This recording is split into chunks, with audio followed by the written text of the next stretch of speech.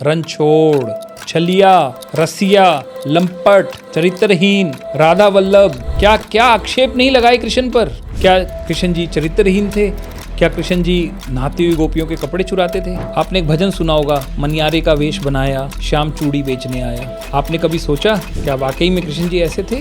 यह एक बहुत बड़ी भ्रांति है कि द्रौपदी 5 पांडवों की पत्नी थी। द्रौपदी का विवाह युधिष्ठिर से होता है। द्रौपदी का अपमान हुआ, बड़ी भारी सभा में अपमान हुआ कि अगर मैं यहाँ उपस्थित होता तो कभी भी जुए को होने नहीं देता। कि जिस जुए के खेल के कारण महाभारत का युद्ध हो गया, श्री कृष्ण जी के जन्मदिवस के अवसर पर कुछ लोग जुआ खेलना इस दिन शुभ समझते हैं। कृष्ण जी के साथ भोग कर, रमन कर उनकी मुक्ति। कितनी अश्लील बात, कितनी अमर्यादा वाली बात पुराणों में लिखी है। राधा जी ने श्री कृष्ण जी को पकड़ लिया किसी गोपी के साथ रमन करते हुए। राधा जो है वो श्री कृष्ण जी की मामी है कि राधा जो चरित्र है वो काल्पनिक है।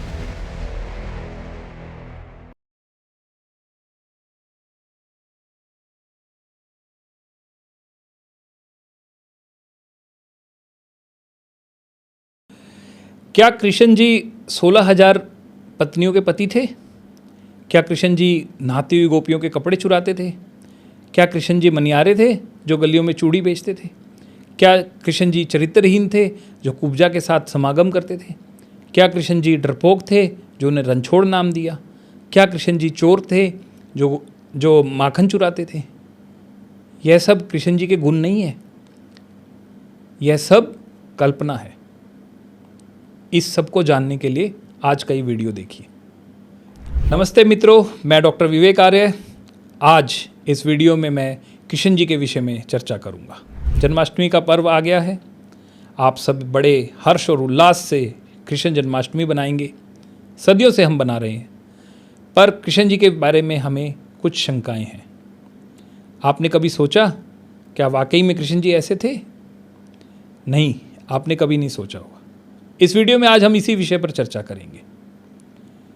कृष्ण जी जो थे उन पर क्या क्या आरोप लगते हैं। फिल्म रेडी का गाना आपने सुना होगा, इश्क के नाम पर करते सभी अब रासलीला है। या प्रशांत भूषण एक वकील हैं जिन्होंने रोमियो स्क्वाड बनाने पर योगी जी के निर्णय पर कहा था कि कृष्ण जी छेड़छाड़ करते थे तो सही थे और आप रोमियो स्क्वाड बनाकर वैलेंटाइन डे पर रोकते हैं तो गलत है। या आपने एक भजन सुना होगा, मनियारे का वेश बनाया, श्याम चूड़ी बेचने आया। या आपने सुना होगा कृष्ण जी रणछोड़ थे, जरासंध के डर से मथुरा छोड़कर द्वारका चले गए। या किसी ने आपके आगे ये आरोप लगाया होगा कि कृष्ण जी जो थे वो चरित्रहीन थे, गोपियों के साथ रमन करते थे। या किसी ने यह आरोप भी लगाया होगा कि कृष्ण जी के 16,000 रानियाँ थी। हमें इन सभी आरोपों को गंभीरता से जानने की बहुत ज़रूरत है। उनके जन्म से शुरू करते हैं। जन्म मथुरा में हुआ, कारागार में हुआ। माता पिता बंदी थे, मामा कंस ने ही बंदी बनाया हुआ था। जैसे तैसे पिता ने उन्हें जेल से बाहर भेज दिया। पालन पोषण गोकुल में हुआ। नंद और यशोदा मैया ने उनकी पालन पोषण की। बचपन में बड़े सुंदर थे, आकर्षक थे, मक्खन के खाने के शौकीन थे। गौओं के साथ पालन पोषण हुआ तो गोपालक बने और इतने आकर्षक थे, इतनी अच्छी बांसुरी बजाते थे कि सब गोकुल के वासी उन्हें पसंद करते थे। बड़े हुए, उन्हें ज्ञात हुआ कि माता पिता बंदी हैं, कंस अत्याचारी है। अपने भाई बलराम को लेकर मथुरा गए, कंस का संहार किया, पिता माता को जेल से मुक्त करवाया और स्वयं राजा नहीं बने। उसके स्थान पर अपने नाना उग्रसेन को सिंहासन पर बिठाकर विधिवत रूप से मथुरा में रहने लगे। कंस की हत्या से जो उसके ससुर थे जरासंध, उन्होंने मथुरा पर आक्रमण कर दिया। एक के बाद एक अनेक आक्रमण। कृष्ण जी और बलराम जी दोनों युद्ध में विजयी तो हुए, पर यादव सेना का सहार देखकर उन्हें चिंता होने लगी, क्योंकि वो युद्ध प्रेमी नहीं थे। उन्हें लगा कि इस प्रकार से यादव कुल नष्ट होता गया तो यह इसमें सभी का अहित है। इसलिए उन्होंने एक योजना बनाई कि जरासंध रुकने वाला नहीं है, इसलिए वो अपनी राजधानी को मथुरा से उठाकर द्वारिका ले जाते हैं। ये कितना नीति निपुणता का काम कृष्ण जी ने किया, हम ये देखते हैं। और द्वारिका का प्रबंधन भी आप देखिए। महाभारत कहती है कि द्वारिका में किसी भी प्रकार के जुआ खेलने या शराब या मांसाहार आदि सब पर हर प्रकार का निषेध था और बड़ा भारी दंड लगाया गया था। ये महाभारत का वचन है। इसकी प्रासंगिकता मैं आपको आगे जाके बताऊंगा। और हम आगे बढ़ते हैं। कृष्ण जी बड़े होकर उज्जैन जाते हैं, सांदीपनी मुनि से शिक्षा ग्रहण करते हैं। शिक्षा ग्रहण करते हैं, वेद वेदांग पढ़ते हैं और वापस उनका आना होता है। वापस आने पर उन्हें सूचना मिलती है कि राजा द्रुपद एक बड़ा भारी स्वयंवर कर रहे हैं और अपनी पुत्री द्रौपदी के लिए वो वर देख रहे हैं। देश के तमाम राजा आए, पांचों पांडव भी आए। पांचों पांडव उस समय माता कुंती के साथ वनों में विचरण कर रहे थे। उससे पहले लाक्षागृह का कांड हो चुका था। आप सभी ने इस कांड के विषय में सुना होगा कि लाख का एक महल दुर्योधन ने बनवाया था और पांचों पांडवों को मारने की योजना थी। विदुर जी की सम्मति के कारण पांचों पांडव बच गए और जंगल में अज्ञातवास में रह रहे थे। उन्हें भी सूचना मिली कि राजा द्रुपद स्वयंवर कर रहे हैं। अर्जुन के साथ युधिष्ठिर आदि सब आए। अर्जुन ने अपने युद्ध कौशल से स्वयंवर की शर्त को पूरा कर दिया और विजय हुए। अर्जुन उस समय ब्राह्मण वेश में थे। उनको देखकर अन्य राजा ने आपत्ति की तो नीति निपुण श्री कृष्ण सामने आ गए और उन्होंने राजाओं को समझा बुझाकर युद्ध होने से बचा लिया। यहाँ भी हमें कृष्ण जी की इस गुण के दर्शन होते हैं कि वो युद्ध प्रेमी नहीं थे, नीति निपुण थे। और उसके पश्चात द्रौपदी का विवाह युधिष्ठिर से होता है। दोबारा सुने, उसके पश्चात द्रौपदी का विवाह युधिष्ठिर से होता है। यह एक बहुत बड़ी भ्रांति है कि द्रौपदी 5 पांडवों की पत्नी थी। यह बहुत गलत है, क्योंकि युधिष्ठिर अर्जुन के बड़े भाई थे और कुंवारे थे। इसलिए उन्होंने ही माता कुंती का यह प्रस्ताव स्वीकार किया कि द्रौपदी का विवाह युधिष्ठिर के साथ हो। यह जानना बड़ा आवश्यक है, क्योंकि बहुत सारे आक्षेप महाभारत पर इसी नाम से आज लगाए जा रहे हैं कि द्रौपदी तो जो थी वो 5 पतियों की पत्नी थी। और आगे देखिए, राजा द्रुपद के कारण पांडवों की जो शक्ति बढ़ती है, इसका प्रभाव भी हम यहाँ देखते हैं। और इसके पश्चात कृष्ण जी की सलाह पर अर्जुन और कृष्ण ने मिलकर पांडवों के लिए इंद्रप्रस्थ बसाने की योजना बनाई। इंद्रप्रस्थ जो था वो एक खांडव वन के जैसा क्षेत्र था जिसमें बड़े भयंकर जीव रहते थे। दोनों ने मिलकर वन को साफ किया और उस वन में एक मैं के नाम से एक व्यक्ति रहता था जिसका नाम था मैं राक्षस। वो शिल्पी था।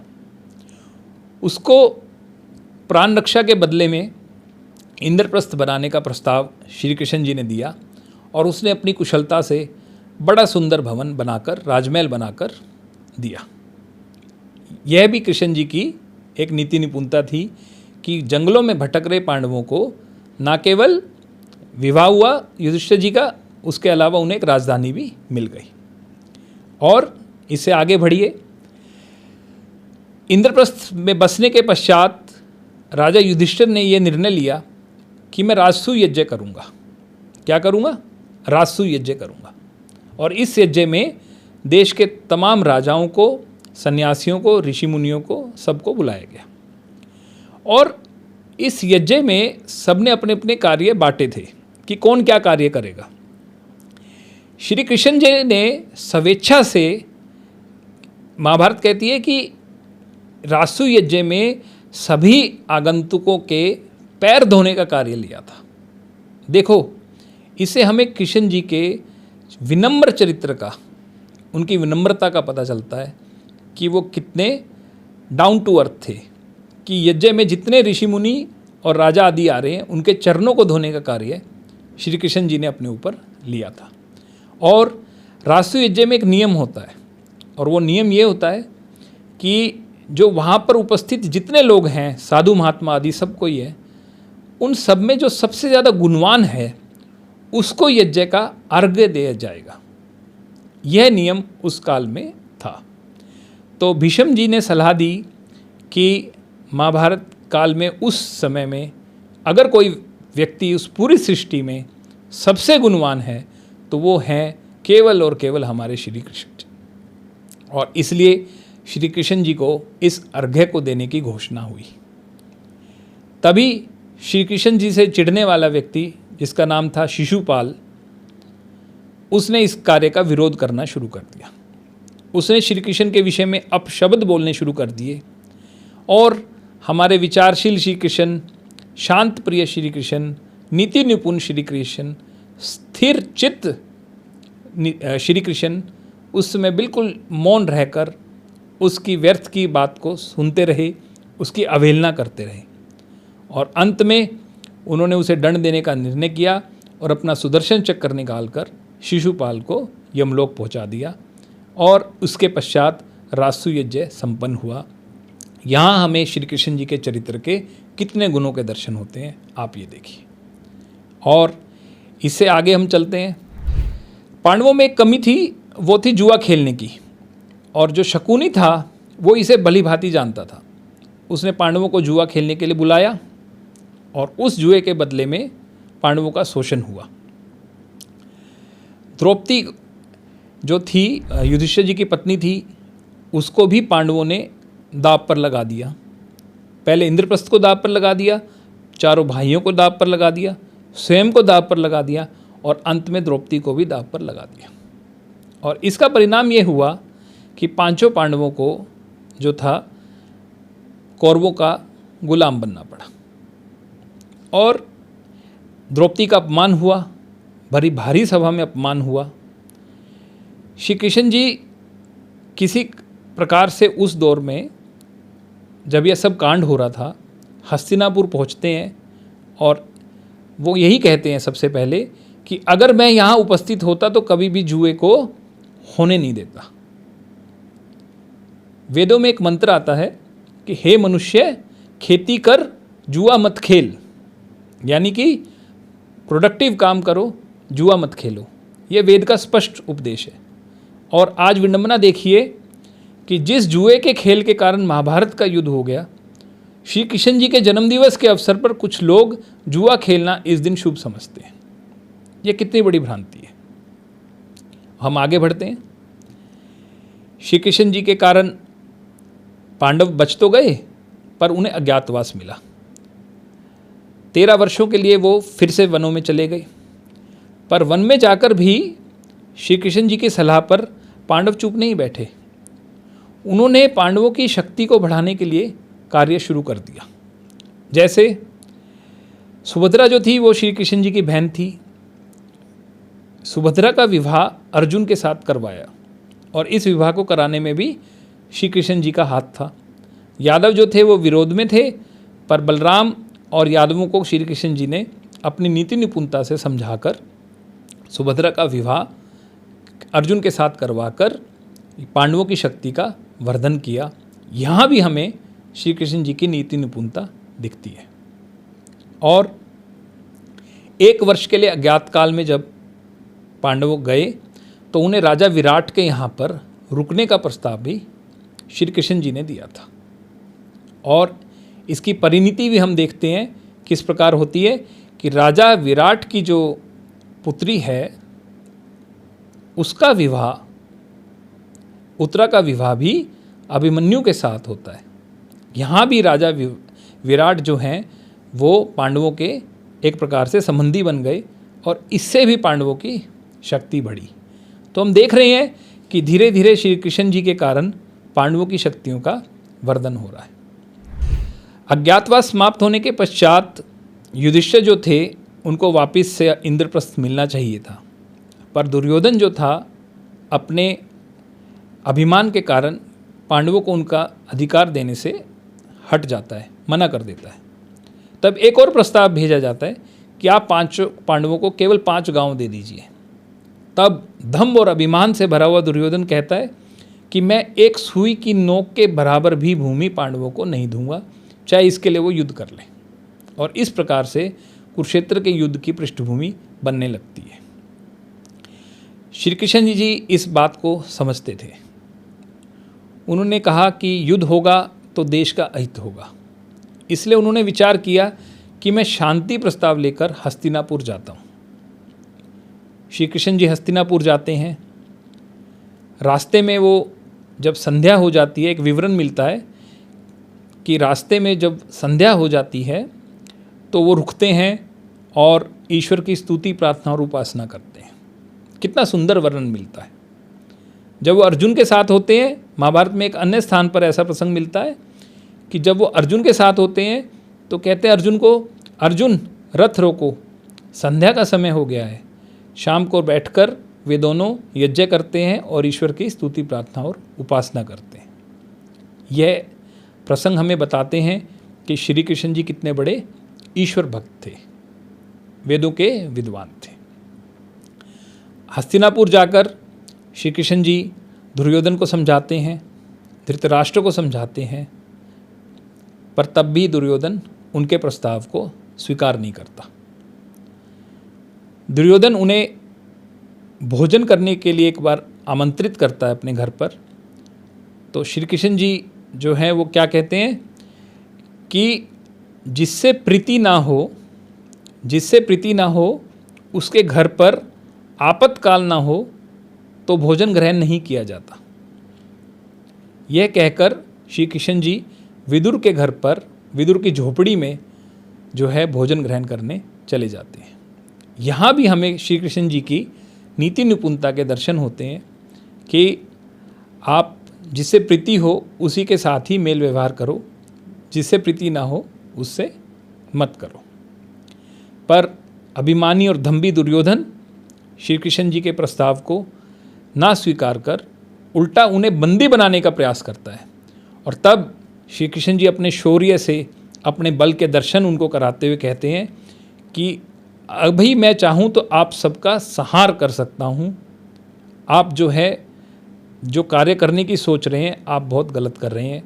और श्री कृष्ण जी के इशारे पर उस समय बलराम आदि यादव सेना जो थी वो भी आक्रमण करने के लिए हस्तिनापुर में तैयार थी। तो शांति प्रस्ताव भंग हो जाता है, युद्ध की पृष्ठभूमि बन जाती है। दुर्योधन जो है वो श्री कृष्ण जी के पास द्वारिका पहुंचता है और अर्जुन भी द्वारिका पहुंचता है। श्री कृष्ण जी उस समय सो रहे होते हैं। कहते हैं कि दुर्योधन पैरों की तरफ ना बैठकर सिरहाने बैठ गया, मगर वो अर्जुन से पहले पहुंचा था। अर्जुन पैरों की तरफ बैठ गया क्योंकि वो श्री कृष्ण जी का शिष्य था।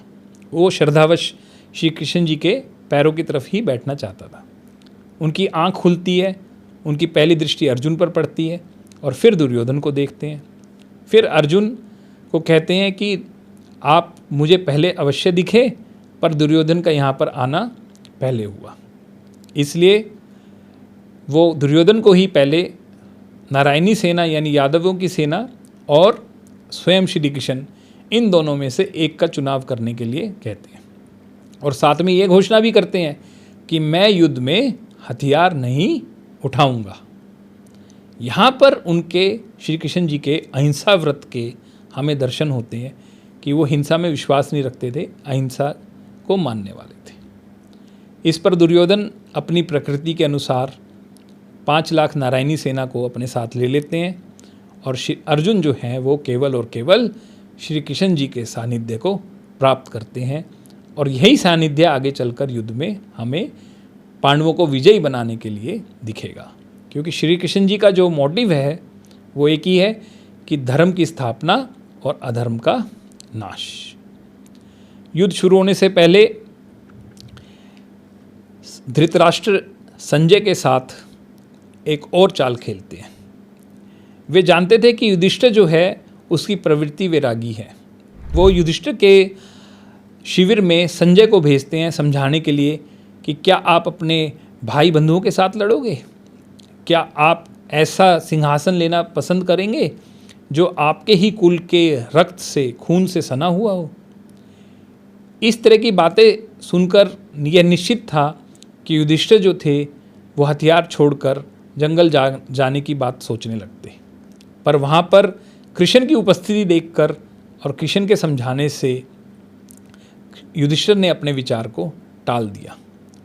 तब धृतराष्ट्र ने संजय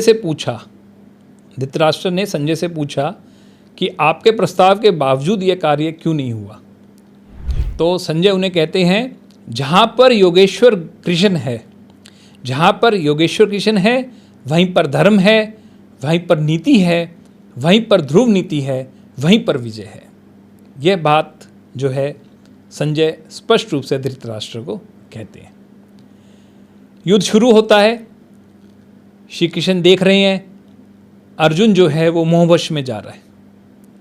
अपने ही दादा, जिनको वो दादा बोलता था, भीष्म जी को देखकर अर्जुन रोने लगता है कि धिक्कार है मुझे, मैं आज अपने ही भाइयों पर अस्त्र शस्त्र चलाऊंगा।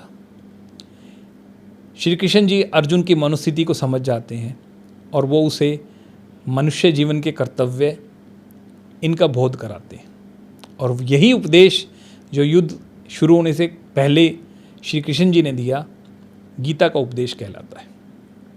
और इसके बाद युद्ध शुरू होता है।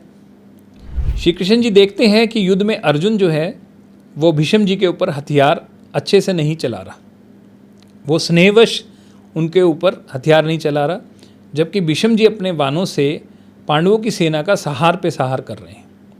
तब श्री कृष्ण जी अर्जुन को उसके कर्तव्य बोध को फिर से स्मरण कराते हैं और उसे कहते हैं कि आपको एक क्षत्रिय के समान लड़ना है, ना कि एक पौत्र के समान लड़ना है। और तब अर्जुन जो है वो भीष्म पर वान वर्षा कर उन्हें घायल कर देता है और इस प्रकार से भीष्म जो है वो प्रथम सेनापति की अपने कर्तव्य से निर्वासित होते हैं। और भीष्म जी अपने ब्रह्मचर्य के कारण अगले कुछ दिनों तक जो है बाणों की शैया पर ही विराजमान रहते हैं। यह ब्रह्मचर्य के प्रताप का एक उदाहरण हमें महाभारत से मिलता है। भीष्म जी के पश्चात जो है द्रोणाचार्य कौरवों के सेनापति बनते हैं। वो भी अत्यंत वीर थे और वे अकेले ही युद्ध का एक तरफ पलटने में कुशल थे। इस बात को भी श्री कृष्ण जी समझ जाते हैं और वो राजा द्रुपद के पुत्र द्रौपदी के भाई दुष्टधुम्न को लगातार द्रोण से युद्ध करने के लिए प्रेरित करते हैं। और इस प्रकार से लड़ते लड़ते थक जाने के कारण द्रोणाचार्य जो हैं वो युद्ध में हार जाते हैं और उनका जो है मृत्यु हो जाती है। पांडवों के लिए उनका युद्ध का जो मार्ग है फिर से निष्कंटक होने लगता है। अब कौरवों के सबसे बड़े महारथियों में से एक कर्ण जो है वो युद्ध क्षेत्र में आते हैं। उन्हें सेनापति बनाया जाता है। युद्ध से पूर्व श्री कृष्ण जी ने कर्ण को यह समझाने का प्रयास किया था कि आप जो हैं युधिष्ठिर के बड़े भाई हैं, आप माता कुंती के पुत्र हैं, आप युद्ध मत कीजिए। आप युधिष्ठिर से कह के मैं यह जो सिंहासन है आप ही को दिला दूंगा, क्योंकि आप ज्येष्ठ होने के कारण इस सिंहासन पद के उत्तराधिकारी हैं। पर दुर्योधन के एहसानों के तले दबे कर्ण ने इस प्रस्ताव को अस्वीकार कर दिया। यहाँ भी हमें कृष्ण की नीति निपुणता दिखती है कि वो युद्ध रोकने के लिए कर्ण को समझाते हैं, क्योंकि कर्ण की शक्ति के दम पर ही दुर्योधन जो है वो युद्ध करने के लिए आया था। अन्यथा भीष्म, दुर्योधन, कर्ण, कृपाचार्य आदि नहीं होते तो दुर्योधन कभी महाभारत का युद्ध करने की नहीं सोचता। पर कर्ण नहीं मानता, युद्ध क्षेत्र में वो कौरवों का साथ देता है। और जब कर्ण का पहिया जो है वो कीचड़ में फंस जाता है तो वो पहिया निकालने के लिए जब रुकता है तो अर्जुन जब वार मारने को हुआ तो कर्ण ने कहा कि यह धर्म नहीं है। तब अर्जुन कर्ण के कहने पर रुक गया, मगर तब श्री कृष्ण जी ने एक कटाक्ष किया। कटाक्ष क्या था कि कर्ण, तुमने धर्म का कब पालन किया? खांडव वन की घटना देखिए, द्रौपदी के स्वयंवर की घटना देखिए, पांडवों के साथ जुए खेलने की घटना देखिए, द्रौपदी के चीर हरण करने के प्रसंग को देखिए, पांडवों के वनवास को देखिए, पांडवों द्वारा केवल 5 गांव लेने की शर्त को देखिए, और सभी महारथियों द्वारा घेर कर अभिमन्यु के वध को देखिए। इन सब प्रसंगों में तुम तो कभी धर्म के साथ खड़े ही नहीं हो, जो आज तुम धर्म की दुहाई दे रहे हो। यह बात सुनकर अर्जुन ने तीर छोड़ दिया और कर्ण का देहांत हो गया। और इस प्रकार से एक एक करके सभी के सभी कौरव सेना के बड़े बड़े महारथी चित्त हो गए। पर यह इतना आसान नहीं था। बीच बीच में हम महाभारत में अनेक प्रसंग देखते हैं। हम यह देखते हैं कि कभी कृष्ण, कभी अर्जुन, कभी भीम शत्रु के बाणों से व्याकुल होकर जो है अपना मनोबल छोड़ देते हैं। उस समय भी श्री कृष्ण उन्हें संभालते हैं, समझाते हैं। कभी एक दूसरे से युधिष्ठिर और अर्जुन लड़ने लगते हैं, कभी भीम लड़ने लगते हैं, कभी अर्जुन प्रतिज्ञा ले लेते हैं कि आज शाम तक मैंने जयद्रथ को नहीं मारा तो मैं आत्मदाह कर लूँगा। तब भी कृष्ण जी उन्हें समझाते हैं कि ऐसी प्रतिज्ञा करना क्षत्रियों को शोभा नहीं देता। यहाँ भी हमें कृष्ण जी की निपुणता दिखती है कि वो युद्ध करते समय पांडवों के एक कुशल मार्गदर्शक के रूप में हमें दिखते हैं। और कर्ण के पास जो ब्रह्मास्त्र था उसे घटोत्कच को मरवाकर उन्होंने अर्जुन के प्राणों की रक्षा की, ऐसा भी हम देखते हैं। अंत में जब दुर्योधन बच जाता है तो दुर्योधन को द्वंद्व युद्ध में भीम चुनौती देते हैं। उसी समय बलराम जो देशाटन गए हुए थे वो वापस आ जाते हैं, क्योंकि बलराम ने ही भीम और दुर्योधन दोनों को गदा विद्या सिखाई थी और वो उनके गुरु थे। तो बलराम कहते हैं कि पहले भीम मुझसे लड़ ले, उसके बाद दुर्योधन से लड़ ले। इस पर श्री कृष्ण जी की नीति निपुणता हमें यहाँ एक बार फिर से देखने को मिलती है।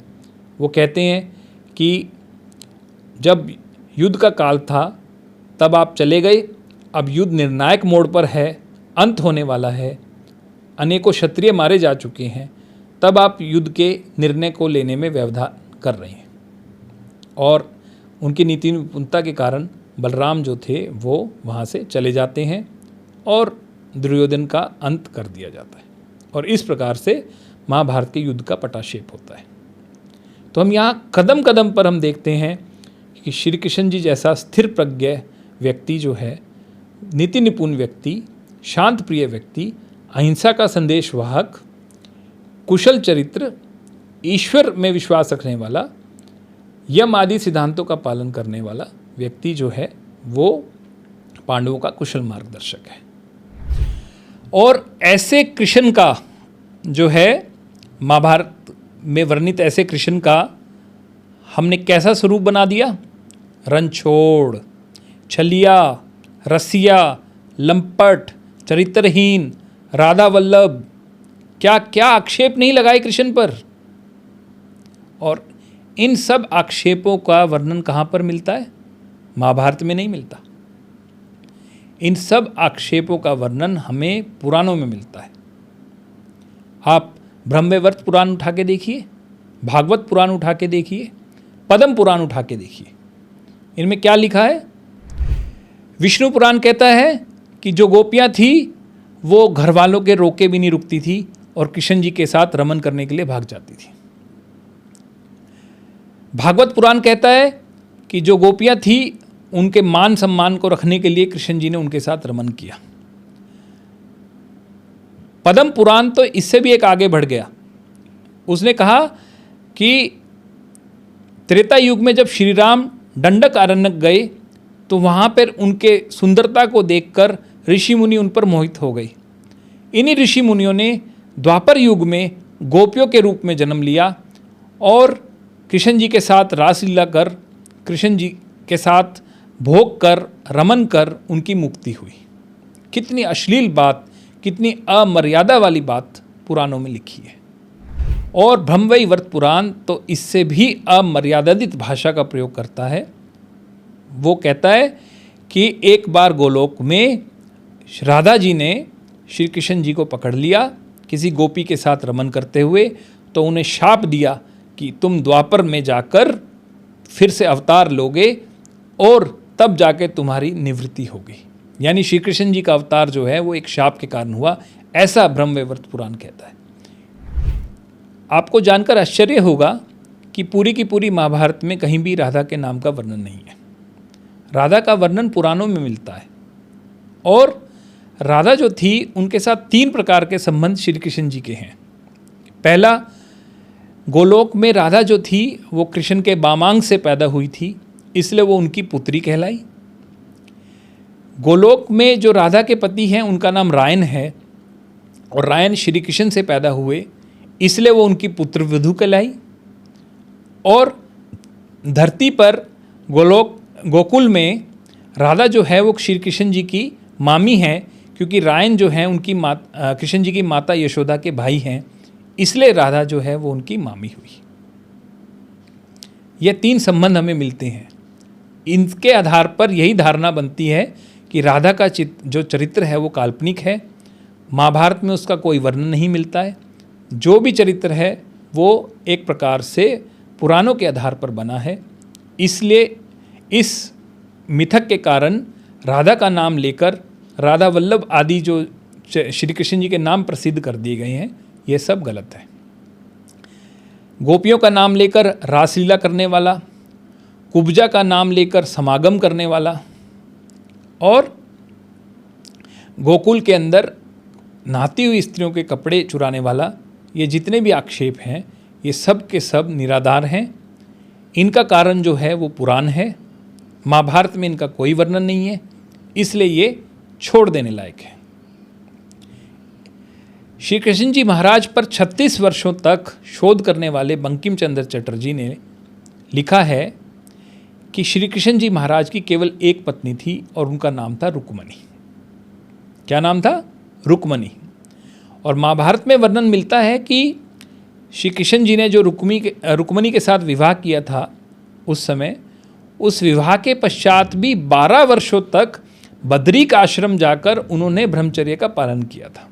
और उसका पालन करने के पश्चात उनको जो संतान उत्पन्न हुई उसका नाम था प्रद्युम्न। और प्रद्युम्न जो था वो गुण, कर्म, स्वभाव और दिखने में बिल्कुल श्री कृष्ण जी के जैसा था। ऐसे महान योगीराज व्यक्ति, ऐसे संयमी श्री कृष्ण जी पर 16,000 रानियों के पति, गोपियों से रमन करने वाले राधा वल्लभ आदि कैसे कैसे आक्षेप इन पौराणिकों ने लगाए हैं।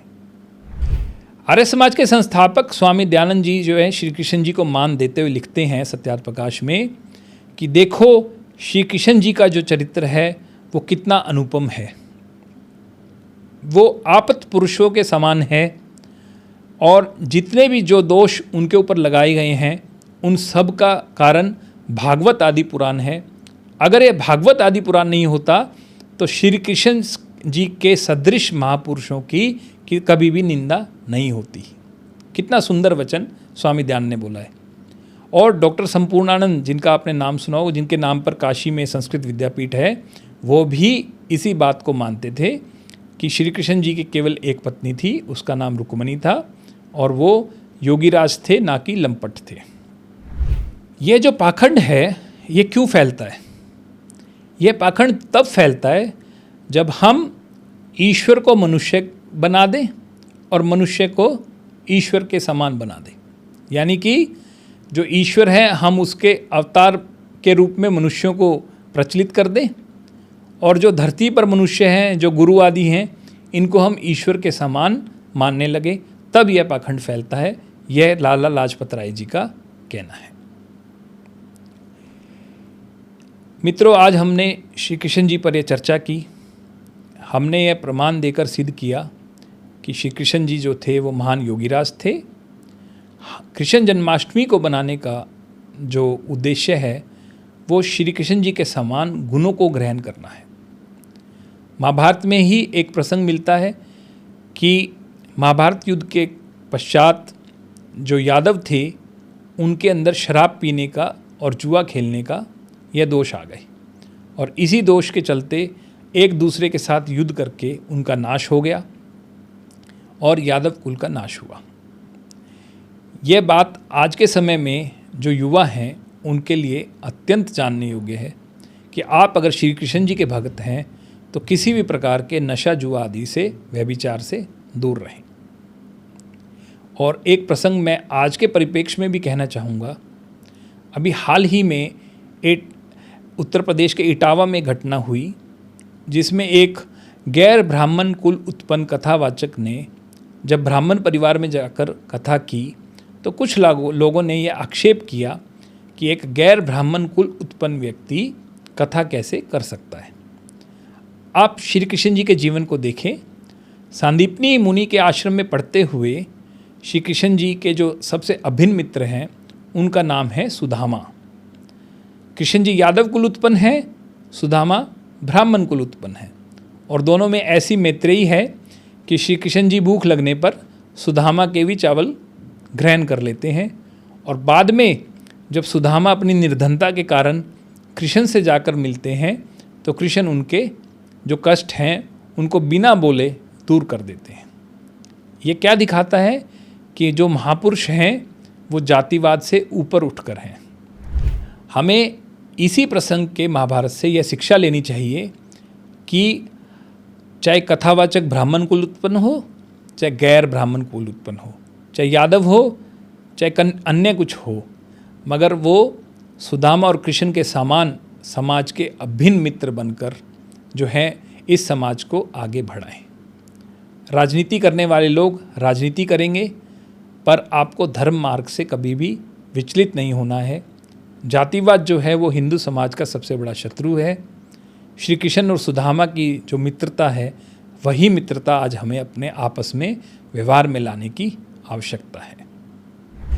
मैं आशा करता हूँ कि जन्माष्टमी के इस पर्व पर हम श्री कृष्ण जी के समान ही गुणों को विकसित करेंगे, उन्हीं के समान नीति निपुण, संयमी, ईश्वर विश्वासी, योगी राज बनने का संकल्प लेंगे।